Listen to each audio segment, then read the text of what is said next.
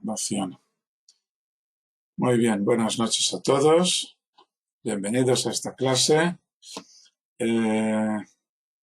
entre Yom Kippur y la fiesta de Sukkot. Y bueno, y pasamos al texto en sí. Hemos llegado al capítulo 29. Vamos a ver si aparece en la pantalla. Sí, ahí está. Podéis verlo bien, ¿verdad? Sí. Ok. Dice lo siguiente. Reunieron los filisteos todos sus ejércitos en Afec, e Israel acamparon en la fuente que está en Israel.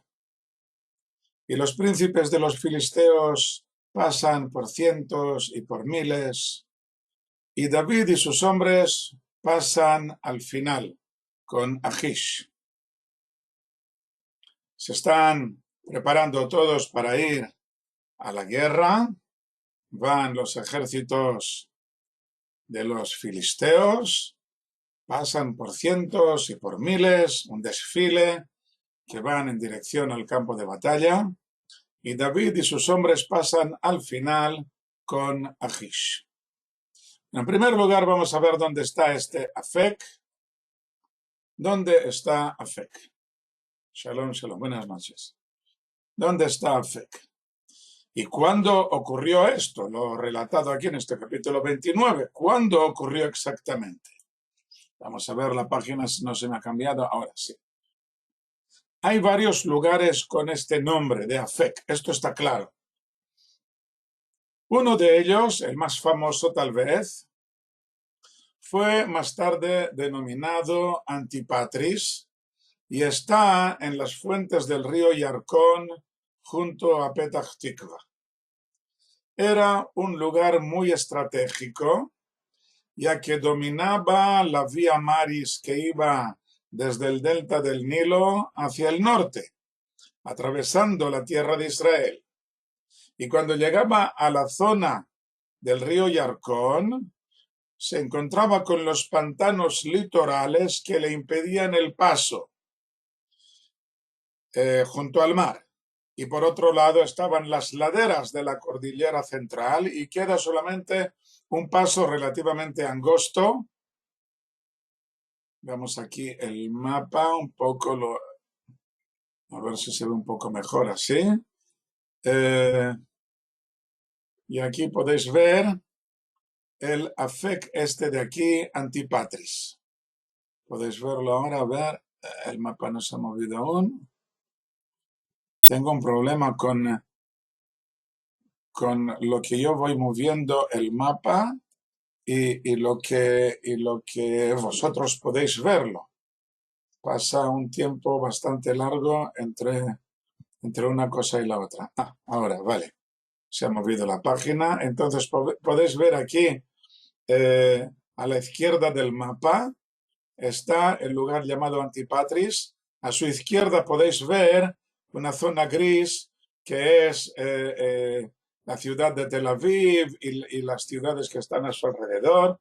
Y la que está en el extremo, digamos, oriental, a la derecha de esta mancha gris de Tel Aviv, es la ciudad de Petach Tikva, junto al punto este señalado aquí de Afec Antipatris. Bueno, entonces, y la vía Maris, que durante casi todo el trayecto iba muy cerca del mar, aquí no tiene más remedio que alejarse del mar a causa de los pantanos que había antiguamente aquí junto al río Yarkón, y pasaba únicamente por aquí, y por esto la ciudad, este lugar de aquí de Afec era muy, muy importante. Otro lugar con este mismo nombre estaba en la meseta del Golán, también muy estratégico, pues dominaba el paso desde Damasco hacia el sur.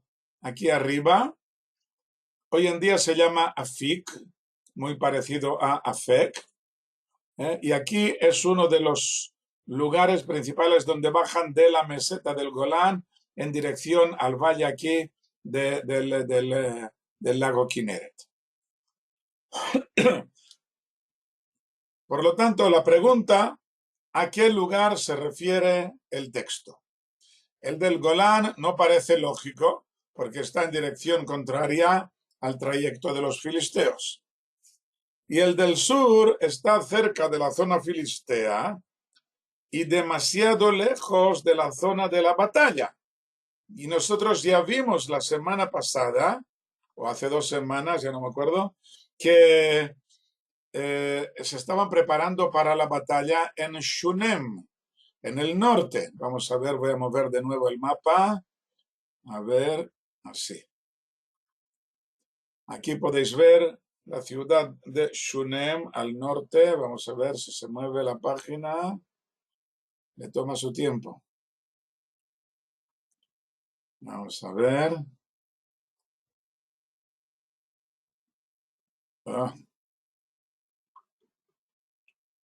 A mí hace tiempo que la he movido y hasta ahora en vuestra pantalla no. Ahora, aquí podéis ver la ciudad de Shunem al norte.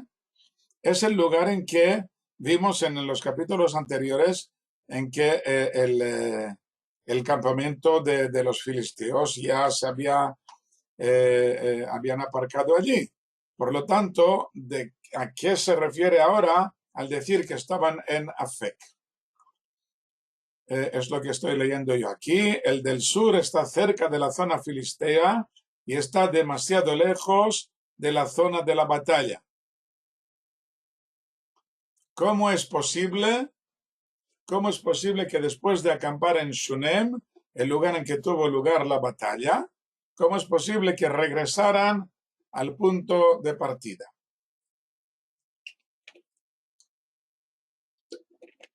Por lo tanto, lo más lógico sería decir que este capítulo ubicado en Afek, Antipatris, tuviera lugar antes de llegar a Shunem, por lo que la cronología de los capítulos debería invertirse.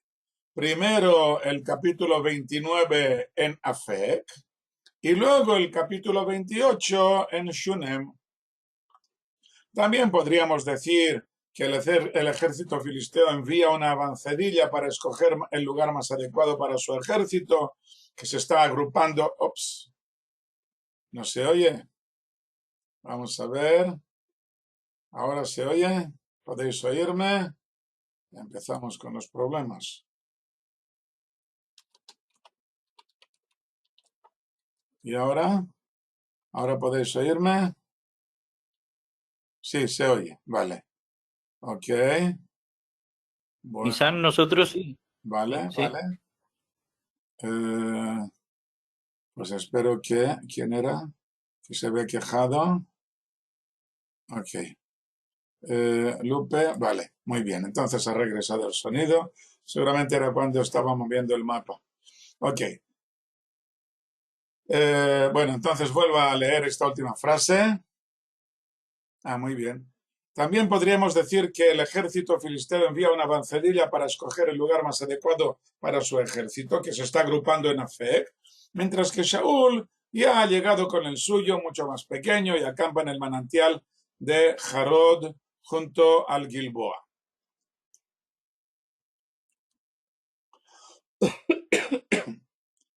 Existe otra posibilidad, la de un tercer lugar llamado Afek, que estaría situado a unos 2 kilómetros al oeste de Shunem, en el actual kibutz de Merjavia, lo que serviría para reubicar al ejército para atacar a Israel desde el flanco oeste del Gilboa. Aquí podéis ver la ciudad de Shunem.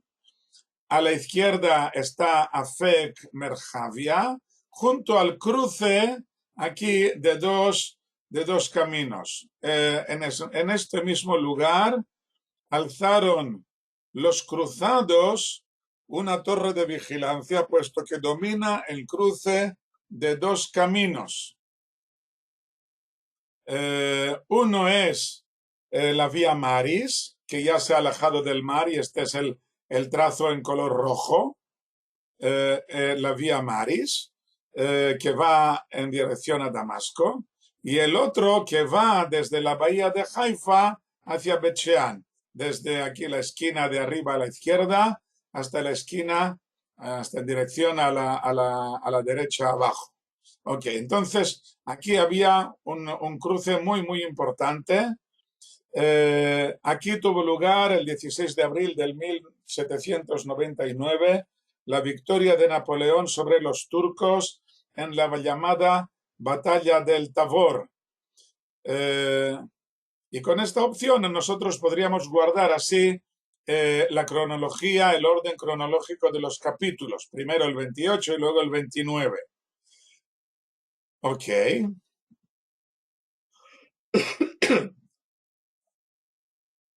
Si se habla del Afek junto a Shunem, el movimiento de 2 kilómetros al oeste desde Shunem a Afek parece casi ridículo, siendo que el propio campamento podría tener estas mismas dimensiones.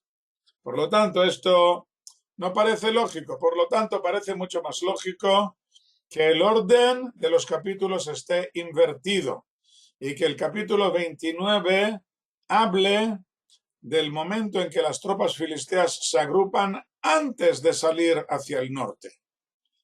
Y el último versículo del capítulo 29 expresa claramente que esta es la opción correcta. Podéis verlo al final de este capítulo, que dice que los filisteos subieron a Israel.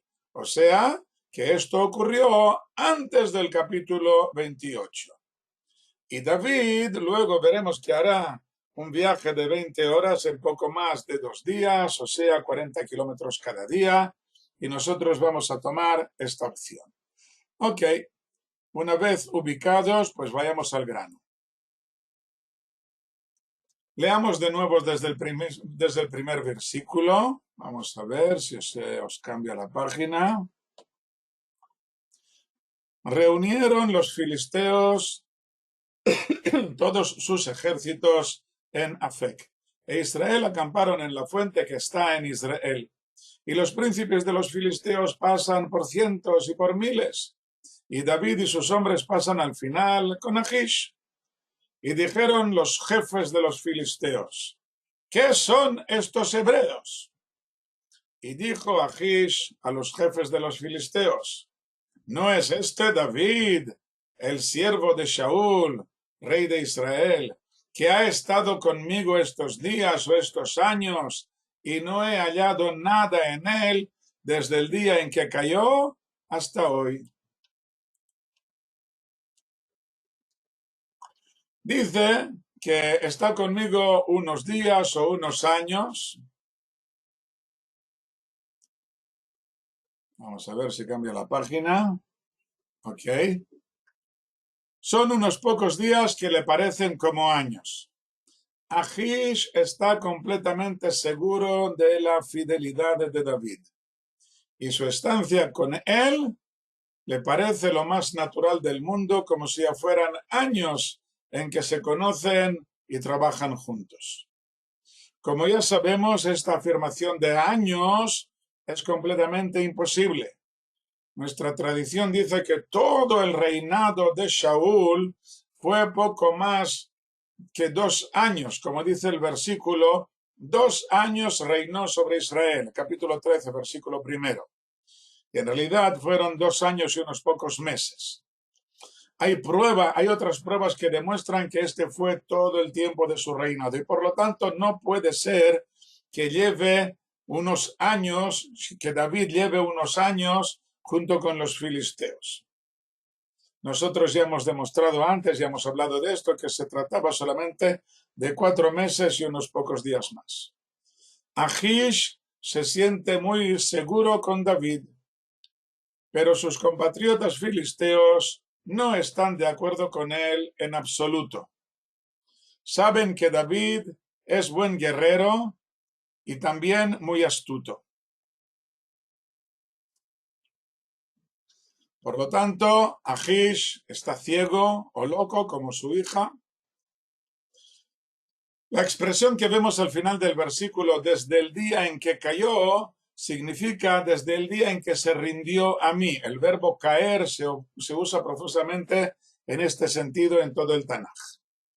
Aprovecho para recordar que los filisteos estaban agrupados en una especie de confederación de 5 principados de Azá, Ashdod, Ashkelon, Gat y Ekron, en los que había diferentes líderes llamados rey, Melech, o jefe, Sar, o príncipe, Seren, sin que podamos precisar si hay diferencias entre los títulos o cuál sería la escala de rango entre ellos, pero parece ser que el de Gat era el más importante. Así lo dice Rashi en el libro de Amós, capítulo 6, hablando de los filisteos en Gat, que parece ser que Gat era el más importante de los 5.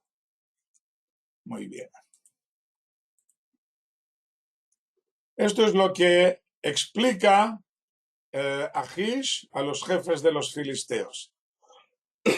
Que David ha estado conmigo estos días o estos años y no he encontrado nada malo en él desde el día en que cayó hasta el día de hoy. Y se enojaron contra él los jefes de los filisteos. Vamos a ver, no se cambia la página. Hoy hay un problema con esto.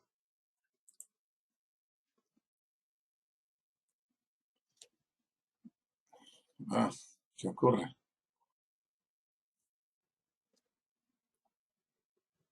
Si a vosotros os aparece en pantalla antes de lo que yo digo, pues avisadme, porque yo estoy viendo aquí en mi pantalla lo que vosotros estáis viendo y da la impresión de que la página no ha cambiado aún. Oh, Shalom Sara, bienvenida. Nosotros estamos aquí atascados en esta página. Vamos a ver. Pues no cambia, ¿eh? No sé qué hacer para que cambie. Shalom, Shalom Sara, bienvenida. No, no ha cambiado. Oh, ahora, por fin. Bueno, entonces, sí, ya me veo. Versículo 4, y se enojaron contra él los jefes de los filisteos, y le dijeron los jefes de los filisteos, devuelve a este hombre, y que se vuelva al lugar que le asignaste, y no descienda con nosotros a la batalla, y no nos sea nuestro Satán en la batalla, nuestro adversario. En hebreo aparece la palabra Satán. Que no nos sea nuestro Satán. ¿Y con qué se reconciliará éste a su señor? ¿Acaso no con las cabezas de aquellos hombres? ¿Acaso no es este David a quien le cantaban en las danzas diciendo mató Shaul a sus miles y David a sus miríadas?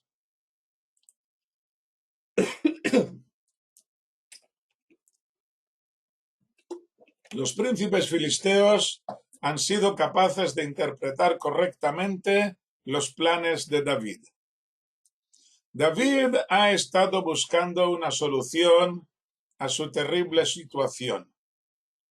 Todo lo que ha intentado hacer para demostrar su inocencia ante Shaul una y otra vez ha sido en vano. El rey le considera un traidor. Comenzó como músico de la corte y subió como un relámpago en el ejército al demostrar su valor ante Goliat y con las incursiones que vinieron a continuación. Pero la canción de victoria de las muchachas que le concedían las miríadas a David mientras que Shaul recibía solo los millares, esto le sacó de quicio al rey Shaul y desde entonces le tuvo ojera a David. Y al poco tiempo se convirtió en un odio muy extraño, ya que al reconciliarse con él, cosa que ocurrió varias veces, Shaul declaraba su gran aprecio por él. Con todo, no consigue explicarle a su hijo Jonatán en qué consiste la traición de David, en qué David le ha traicionado. Le llama traidor, pero no consigue demostrarle ni siquiera a su hijo en qué consiste esta traición.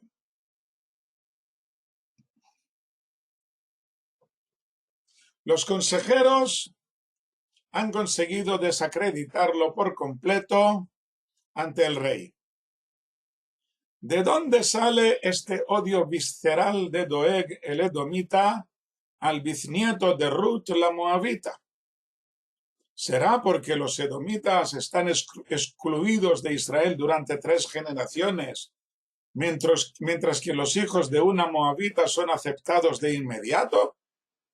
Recordemos el texto de Devarim, capítulo 23, que dice que los hijos de conversos edomitas deben esperar a la 3ª generación para poder casarse con una judía, con una israelita, mientras que los hijos de una mujer moabita no tienen ninguna restricción. Esto en cuanto a Doeg, un consejero de Shaul. ¿De dónde le sale este odio hacia David?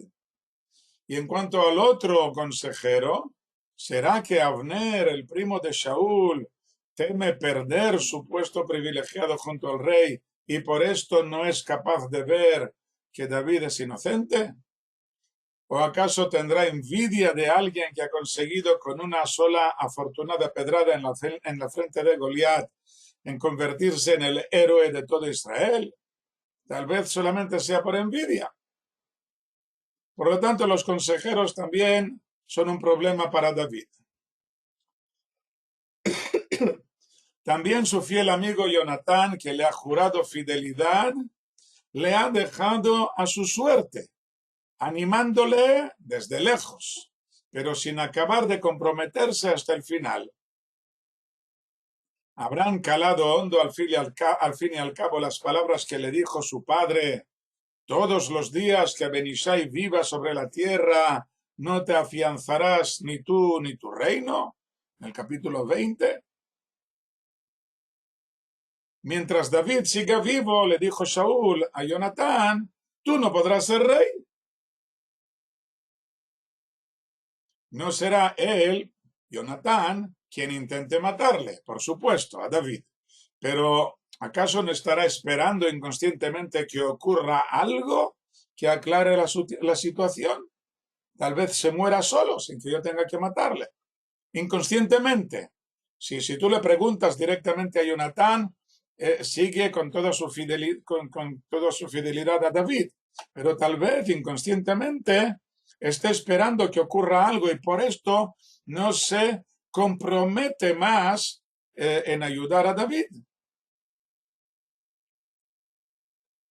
Incluso el profeta Shmuel no ha sido capaz, ha tenido miedo de decirle la verdad a Shaul, que ya ha sido designado un nuevo rey y que ya ha sido ungido, que esta es la voluntad divina y tal vez incluso la voluntad del pueblo. Bien sabía Shmuel que le costaría mucho a Shaul digerir una noticia así, que tal vez hubiera llevado su locura a un límite insoportable, matando a Shmuel como éste temía. Y matar a un profeta es un crimen muy grave. Ha sido su superego de Shmuel que ha querido proteger a Shaul para evitar que cometiera el más grave de los crímenes, o ha sido tan solo su subconsciente que le ha empujado a protegerse a sí mismo. Por lo tanto, el rey es un problema, los consejeros del rey es otro problema, su amigo Jonatán también es problema, incluso el profeta Shmuel es un problema. ¿Qué otra posibilidad le queda a David? Su audacia. Ha ido al campo filisteo y se ha convertido en un vasallo del rey de Gat, esperando la oportunidad para causar el caos desde dentro, como una quinta columna. Los peligros son inmensos, tanto de parte de los filisteos como de parte de Israel. ¿cómo lo juzgará la historia? Pero he aquí que los príncipes filisteos le han descubierto antes de que pudiera hacer nada y le alejan del campo de batalla sin que pueda siquiera intentar llevar a cabo su plan. Intenta protestar, pero es en vano.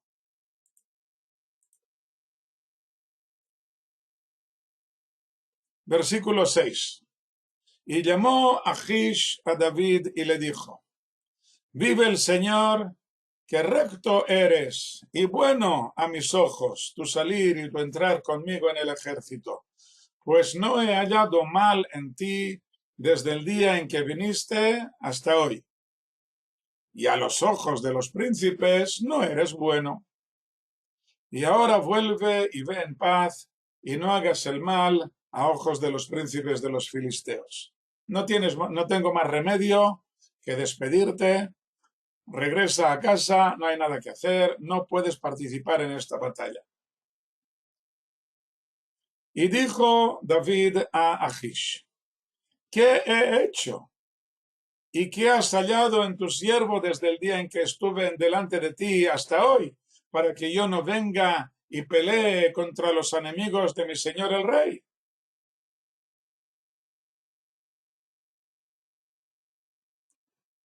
Pregunta Francesc: si los príncipes filisteos le consideran un traidor, ¿cómo le dejan marchar libre para que se una al campo enemigo? Realmente los filisteos son extremadamente liberales. No, yo creo que no le consideran traidor, creo que solamente sospechan.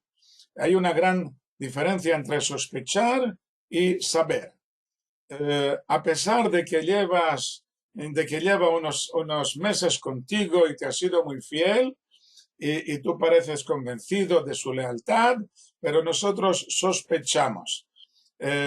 Aparte de esto, los filisteos no le dejan marchar libre, le dicen que regrese al lugar que Achish le ha designado. Es verdad que quedan libres y nosotros vamos a hablar de esta posibilidad que tú mencionas aquí, de que se una al campo enemigo. Lo veremos esto a continuación, si nos da tiempo.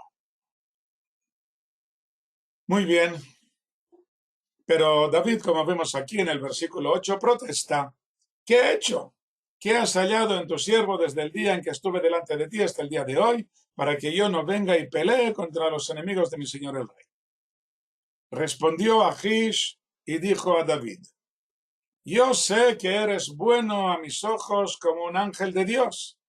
Sin embargo, los jefes de los filisteos han dicho: no suba con nosotros a la batalla. Por lo tanto, madruga por la mañana, y los siervos de tu señor que han venido contigo, y madrugad por la mañana, y tengáis luz, e id.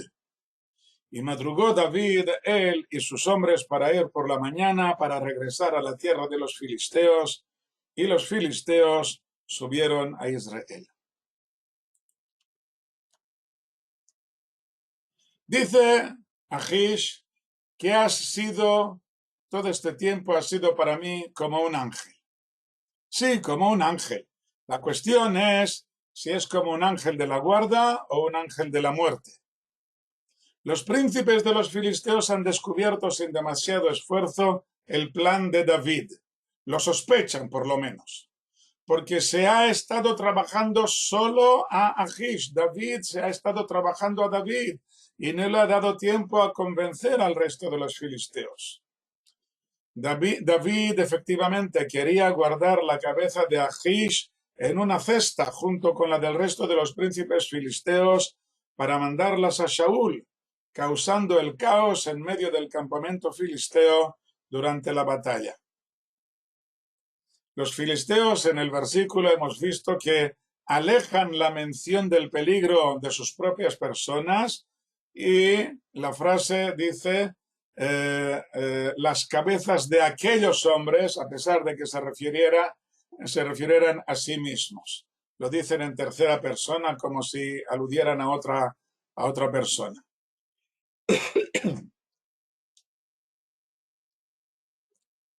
La fidelidad de David ha quedado siempre al rey de Israel, aunque se exprese de modo ambiguo al decir: ¿y qué has hallado en tu siervo desde el día en que estuve delante de ti hasta el día de hoy, para que yo no venga y pelee contra los enemigos de mi señor el rey? Achish cree que se refiere a él mismo, el rey de los filisteos, mientras que David se refería a Shaul, el rey de Israel. Yo quiero pelear contra los enemigos de mi señor el rey. Fijémonos por último en un detalle significativo, que no sé si refleja fielmente las palabras de los personajes o si es un arreglo del autor del libro de Shmuel. El autor, según nuestra tradición, basado en el libro de Crónicas, dice que hasta su muerte lo redactó el propio Shmuel. Y después de su muerte, o sea, en estos capítulos que estamos viendo nosotros, lo hicieron los profetas Gad y Natán, contemporáneos de David. Bueno, entonces, este detalle que voy a mencionar ahora se trata de la contradicción entre lo que dicen los jefes filisteos en el versículo 4 y el modo en que los cita Achish en el versículo 9. En el versículo 4 dicen los jefes de los filisteos: no descienda con nosotros a la batalla. Pero Achish le dice a David que ellos le habían dicho: no suba con nosotros a la batalla. ¿A qué se debe esta diferencia? Los jefes filisteos consideran que la presencia de David en la batalla es un terrible peligro, que les hará descender trágicamente del escenario. Mientras que Achish en el versículo 9 está convencido de que la presencia de David y sus hombres les hará subir a mejor posición.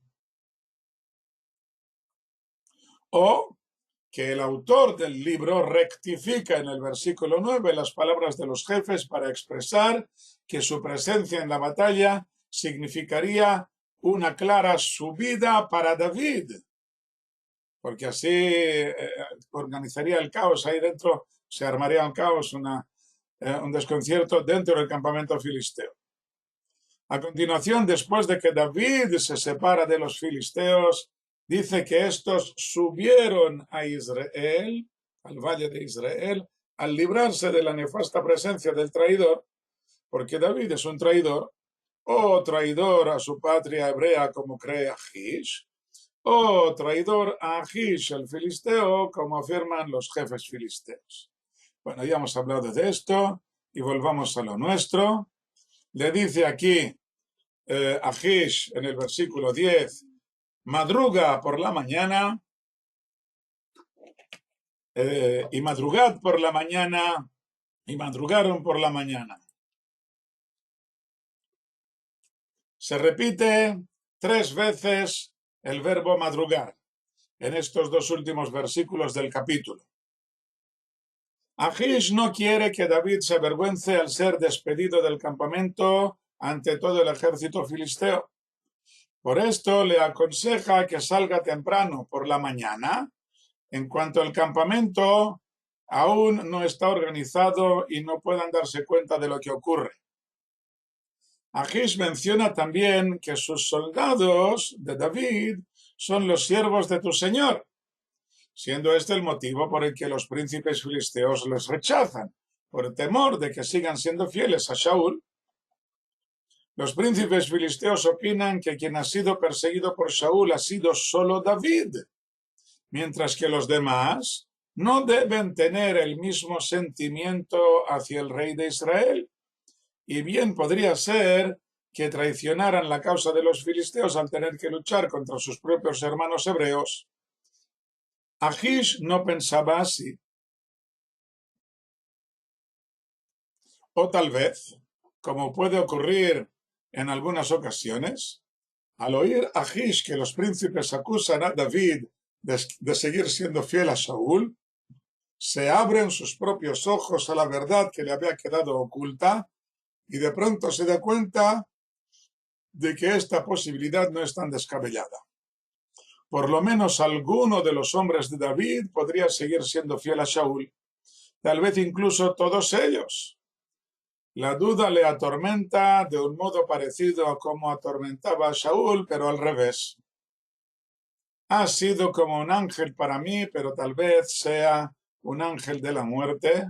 Mejor será alejarlo del centro de las actividades hasta que podamos averiguarlo.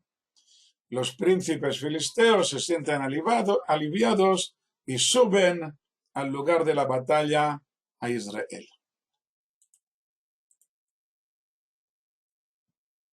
Capítulo 31. Y aconteció que cuando David y sus hombres llegaron a Ziklag al tercer día, los amalequitas habían hecho una incursión en el Negev y contra Ziklag, y habían asolado a Ziklag y la habían incendiado, y se llevaron cautivas las mujeres y a todos los que estaban en ella, en la ciudad, grandes y pequeños, sin dar muerte a nadie. Se los llevaron y siguieron su camino.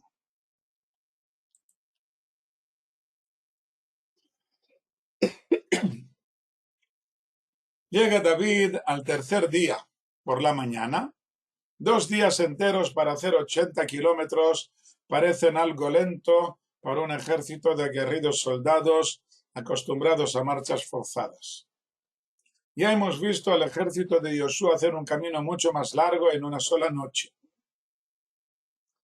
Porque el ejército de David camina alicaído, avergonzado, frustrado, amargado. Seguramente hubo discusiones entre los hombres después de su rechazo sobre si debían empeñarse en participar en la batalla al lado de Achish, como tenían planeado, o si debían regresar a Ziklag, como les había dicho Achish. O tal vez, como había especulado Francesc, tal vez abandonar a David y regresar al campo de batalla, y esta vez del lado de Shaul. ¿No será David más que un pastor que tuvo una racha de suerte al matar de una pedrada a Goliat? ¿Tiene leña de líder o debe limitarse solo a cumplir órdenes de otros? Así es la gente, ¿no? Cuando las cosas van relativamente bien, serán capaces de seguirle. Pero cuando las cosas se ponen feas, tal vez sería mejor abandonarlo antes de que sea demasiado tarde. David está deprimido, pues porque había puesto mucho empeño en este plan tan atrevido. Y ahora, ¿para qué seguir con los filisteos? No era ningún ideal para él. Pero ¿qué alternativa tiene? Llegó a los filisteos huyendo de Shaul y espera de todo corazón que el rey de Israel siga vivo después de la batalla, que acabe esta con una gran victoria, aunque el milagro necesario venga de otro lugar y no como resultado del plan que él había ideado. Se le están acabando las alternativas, llega la frustración, el desespero. No podría ser peor.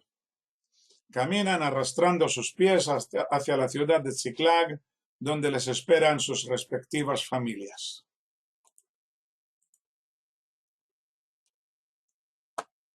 Versículo 3. Cuando llegaron David y sus hombres a la ciudad, he aquí que había sido quemada y que sus mujeres, sus hijos y sus hijas habían sido llevados cautivos. Entonces David y la gente que estaba con él alzaron su voz y lloraron hasta que no les quedaron fuerzas para llorar. Y las 2 mujeres de David habían sido cautivadas, Ahinoam la israelita y Abigail, mujer de Nabal, el carmelita.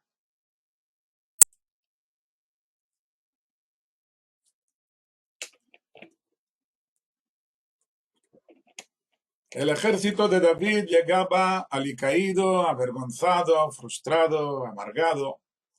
Se les estaban acabando las alternativas, llegó la frustración, el desespero. No podría ser peor. Caminan arrastrando sus pies hacia la ciudad de Tziklak, donde les esperan sus respectivas familias. Esperan llegar a casa, cada uno a su familia, y se encuentran que no hay casa, que no hay familia. Aquí se destrozan sus corazones en 1000 pedazos y los hoscos soldados rompen en un desgarrador llanto de desesperación. Han llegado los amalequitas, aquellos cuyo principal oficio desde su aparición en el escenario de la historia no era más que hacer incursiones atacando a Israel cuando les consideraban débiles o desprevenidos.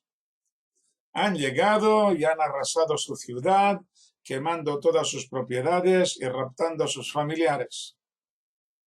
Aquellos amalequitas que atacaron sin ningún motivo a Israel poco tiempo después de su salida de Egipto y contra los cuales hay un decreto divino de exterminio total.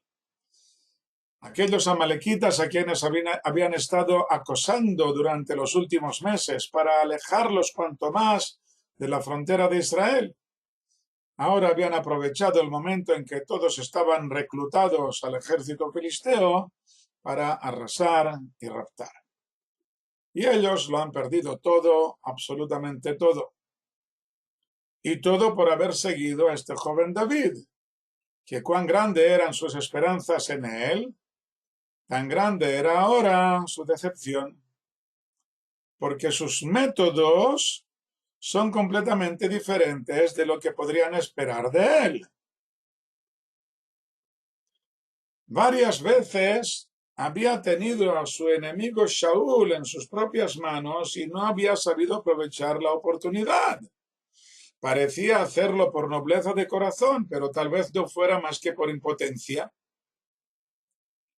También el plan de pasarse al campo filisteo, que parecía tan audaz, ha resultado un desastre. A causa de ello han dejado la ciudad desamparada al alcance del enemigo. También las incursiones que han tenido contra los amalequitas, a pesar de estar cumpliendo el mandamiento de exterminar a Amalek y a pesar de las precauciones tomadas al no dejar a nadie vivo que pudiera contarlo, ha resultado fallido y se han convertido en un incitante para el enemigo, que ha venido a vengarse destruyendo y raptando. Todo por culpa de David.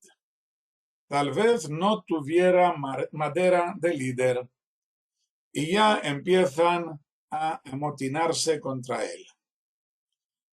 Y ya levantan piedras para apedrearlo.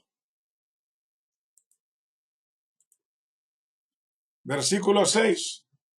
Y estaba muy angustiado David, porque hablaba el pueblo de apedrearlo, pues estaba amargada el alma,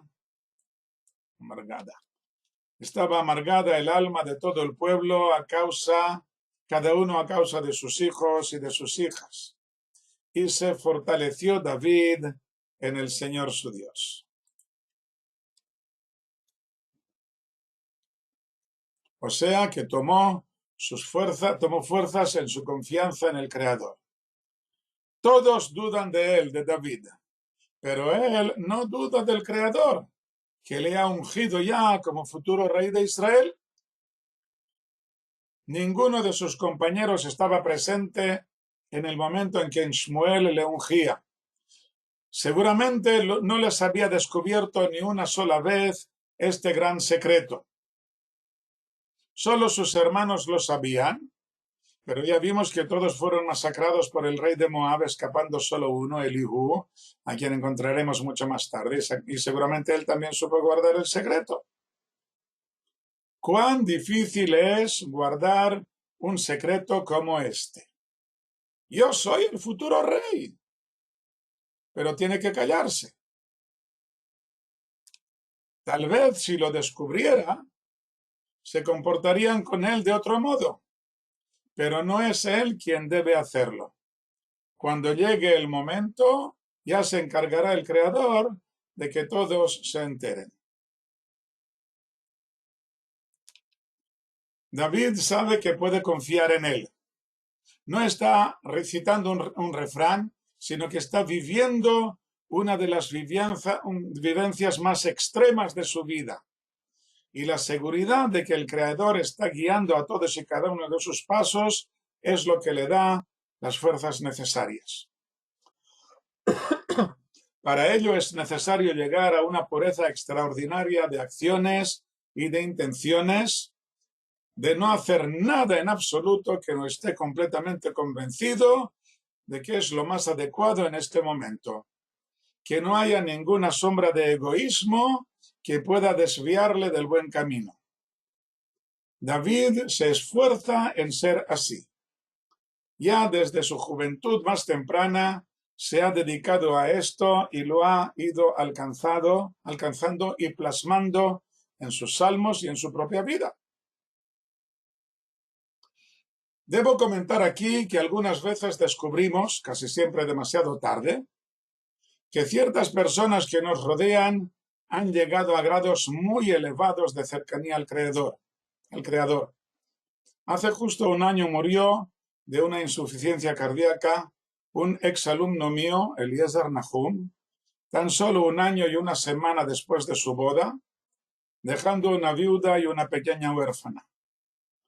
A causa de este problema cardíaco, no pudo llevar a cabo su gran sueño de servir en una unidad élite del ejército. Rebuscando en sus cuadernos y en su ordenador, los familiares descubrieron tesoros increíbles sobre su modo de ponerse en contacto con el Creador, sobre su personalidad, de los que han publicado un libro extraordinario y todos quedan maravillados del grado de espiritualidad que alcanza un joven de 22 años que sabía salir de excursión con sus amigos con la guitarra a la espalda y también se pasaba horas y horas profundizando en sus estudios en la yeshiva. Existen personas de este calibre entre nosotros en el pueblo de Israel.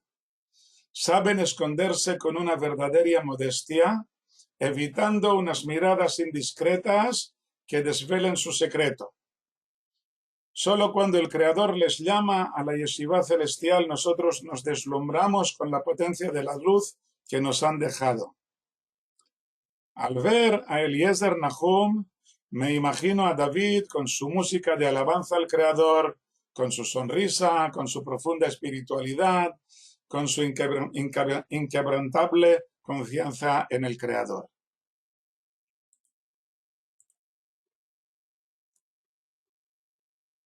Versículo 7. Y dijo David al sacerdote Eviatar ben Ahimelech: tráeme, te ruego, el efod. Y trajo Eviatar el efod a David. Y preguntó David al Señor diciendo: ¿perseguiré a estos bandidos?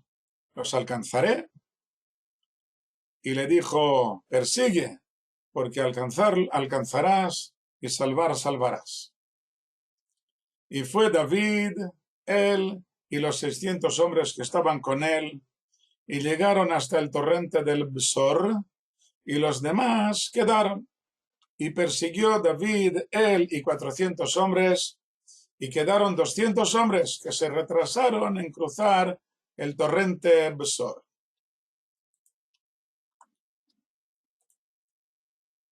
El torrente Besor corre desde el centro del Negev hacia el noroeste, desembocando en el Mediterráneo a menos de 10 kilómetros al sur de Asa. Como todos los torrentes en esta zona permanecen secos durante todo el año y tan solo se llenan cuando llueve en las montañas. Este torrente tiene muchos afluentes, por lo que cuando llueve pueden convertirse en una fuerte corriente de agua. A causa de estas condiciones, el cauce del torrente es muy abrupto, como cortado con un cuchillo. Los soldados de David se dividen en dos grupos. La mayoría corren ligeramente, con poco peso a sus espaldas, para poder alcanzar al enemigo. El resto de los soldados cargan con todo el equipaje y por esto van más despacio. Al llegar al torrente, los soldados ligeros lo salvan con gran facilidad, trepando por las paredes sin ninguna dificultad, mientras que el grupo que lleva el equipaje se enreda mucho en bajar una pared y en subir la otra, y por esto quedan rezagados. A partir de aquí, estos soldados siguen el camino sin prisas, puesto que los ligeros ya están muy lejos y no podrán alcanzarlos. Se reencontrarán al final de la persecución. Versículo 11.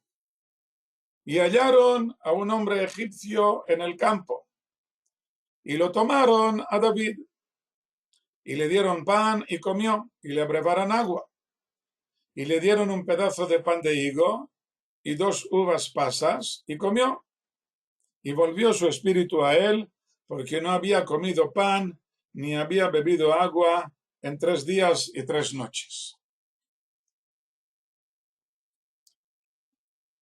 Y David le dijo: ¿de quién eres tú y de dónde vienes?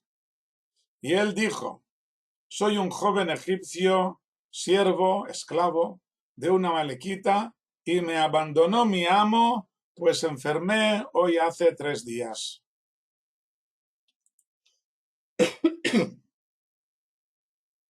Se trata de un esclavo egipcio que pertenecía a una amalequita.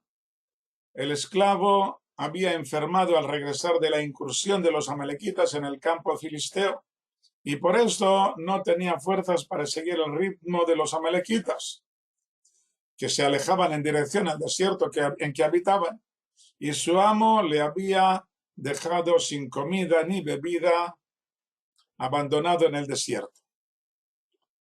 Hace 3 días que enfermó el esclavo al regresar de la incursión de los amalequitas, justo en el momento en que David y sus hombres estaban en Afec con la esperanza de unirse al ejército filisteo para poder arremeter desde dentro.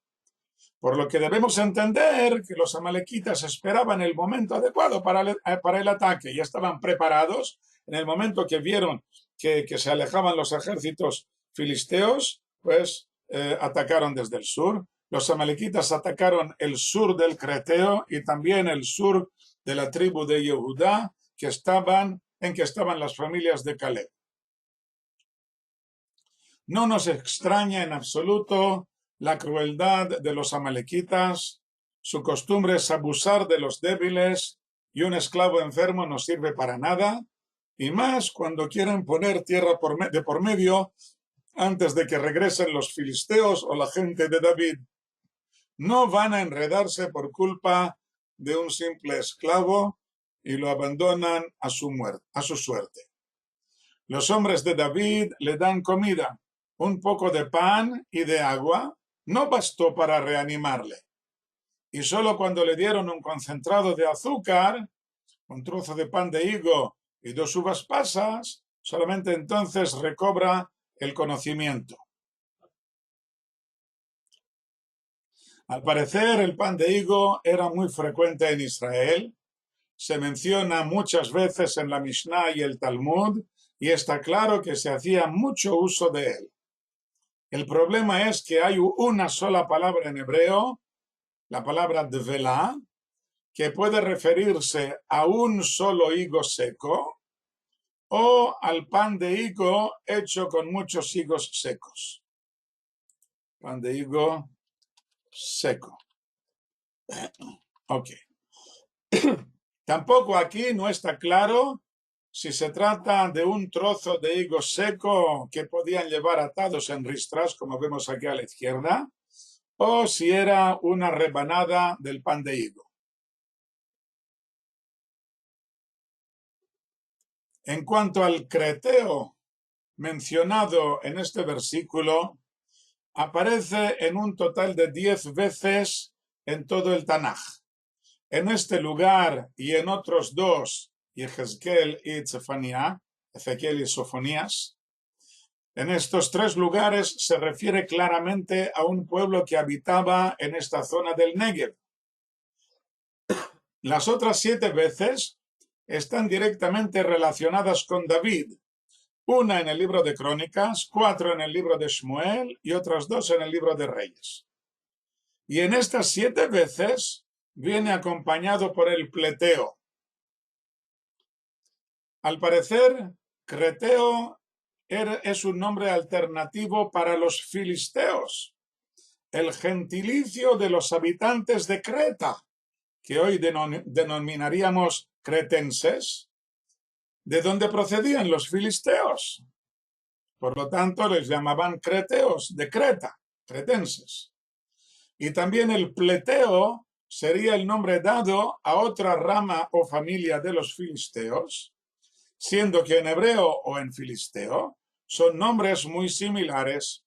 Plishti y pleteo, podéis ver aquí escrito en hebreo, la única diferencia es esta shin. Eliminando la shin nos queda exactamente la misma palabra.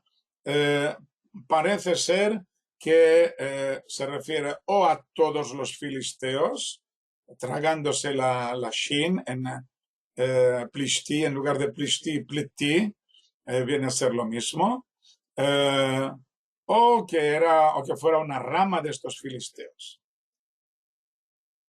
Si esto es correcto, se desprende de aquí que algunos filisteos, creteos y pleteos se quedaron maravillados de David y de sus hombres con el trato diario que tuvieron con ellos durante estos 4 meses, y en comparación al vulgar comportamiento del resto de los filisteos, y se adhirieron a su servicio después de que accedieran al trono, mostrándole una fidelidad indeleble. A esto estoy hablando, de esto precisamente estoy hablando, Francesc. Tu pregunta si se dio alguna vez conversión de los filisteos al judaísmo, es lo que estoy diciendo yo aquí, que en los 7 versículos mencionados anteriormente,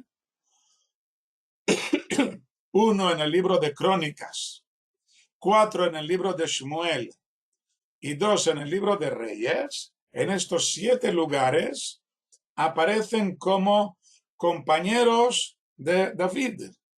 Los creteos y los pleteos vienen con David, están directamente relacionados con él porque eran compañeros suyos. No todos, se trata de un grupo de creteos y de pleteos que acompañan a David, que al parecer quedaron maravillados de David y de sus hombres y se adhirieron a su servicio, convirtiéndose al judaísmo después de que accediera al trono. En aquel tiempo, convertirse al judaísmo significaba pasar a vivir como ellos. En el momento en que vives dentro de nuestra sociedad, pues tú vas a comer comida kasher y tú vas a descansar en Shabbat y también lo más importante, que es creer en el Creador. Pues esto también, aunque no fuera todo de golpe, poco a poco van aprendiendo nosotros también.